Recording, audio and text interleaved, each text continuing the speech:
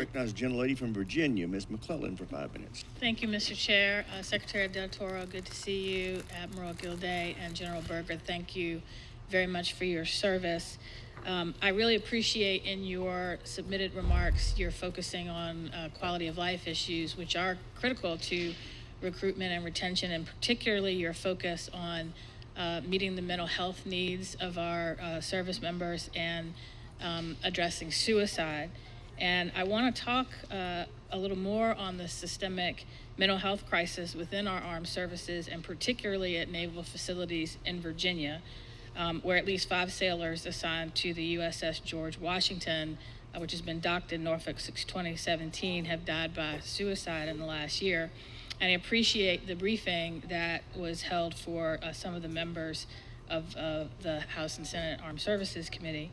Unfortunately, these sailors are not alone, and several sailors assigned to other ships undergoing refueling and complex overhaul at the Mid-Atlantic Regional Maintenance Center in Norfolk have died by suicide within the past 5 years. I know for many of our sailors, this seems like an unrelenting tragedy, and I want to focus my questioning on this issue. So first, Secretary Del Toro, can you describe how acute the shortage of trained mental health professionals is across the Navy broadly, and more specifically, how acute is that shortage for naval bases where ships are frequently undergoing refueling and complex overhaul?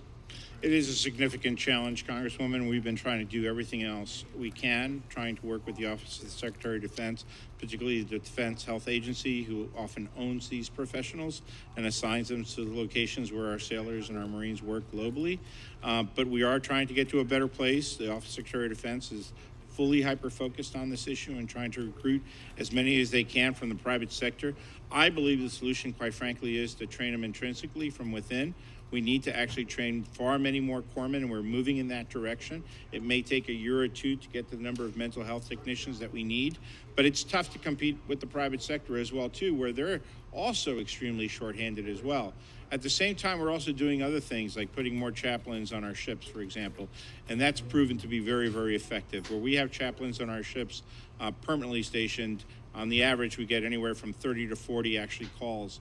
Where we don't have them on the ships, it could be anywhere from 0 to about 5 calls to chaplains if they're stationed off the ship. So a lot of it is helping with their life issues, and not necessarily the most complicated of the mental health issues, but they're seeking life guidance. There have been far too many sailors and Marines and service members who we have lost due to suicide. We need to do a better job across the board, and we're committed to doing that. Thank you. And I would note we've heard anecdotally from mental health professionals at the USS George Washington that they're overwhelmed with the needs of the sailors there. So the more that you can do to address this shortage, and particularly focusing on those ships that are undergoing retrofitting, the better.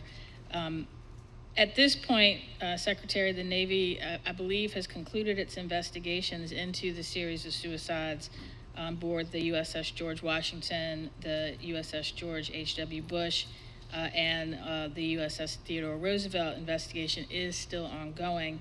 In all of these investigations, is the Navy noticing a pattern of what particular causes are for these suicides that we should be aware of and seek to address, or is it a wide range of reasons? It is a wide range of reasons, and our responsibility is to address as many of those reasons as we possibly can with different approaches, which is what we're trying to do. Mental health providers, certainly, but also to make dramatic improvements in the quality of life, especially for those ships that are in shipyards. It's hard duty, especially when you have so many young sailors there. They require actually a proper amount of oversight, to the CNO's point, having those ships properly manned with individuals who can provide that oversight as well too, and help them through the problems that they face. We're making investments for it very specifically at HII and 3 parking garages, for example, so to try to relieve some of those stressors associated with that.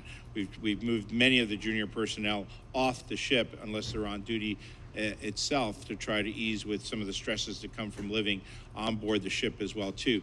But there's many other aspects, negative aspects related to suicide as well too, that have to do with family relationships. So we're taking an across-the-board approach to try to help, to give people hope, because that's what we got to give them. Hope that they can get through the challenges that they face, whether it be a family challenge, whether it be a drug challenge, whether it be a performance challenge, or whether it be a stressor challenge. Gentley's time's expired, Chair, and I recognize the gentleman from Georgia, Mr. McCormick, for 5 minutes. Thank you, Mr. Chair. Gentlemen, it is an honor to be amongst your